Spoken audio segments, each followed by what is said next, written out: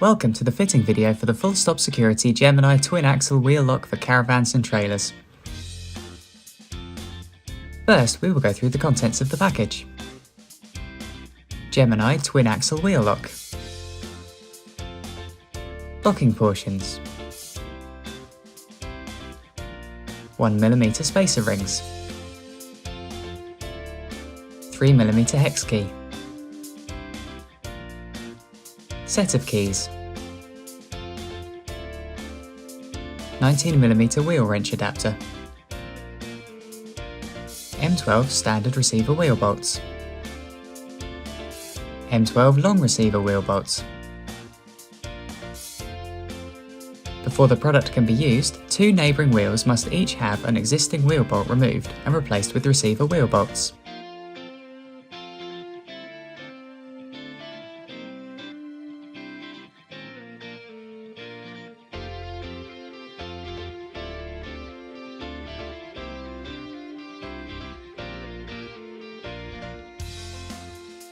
The receiver wheel bolts can now be fitted to the wheels. Using the wheel wrench adapter, the receiver wheel bolts should be tightened to the correct torque setting for your wheels. Place a locking portion into each end of the wheel lock and secure by tightening their hex screws in place using the supplied hex key. Check that the wheel lock is extended to the correct length for the installed receiver wheel bolts.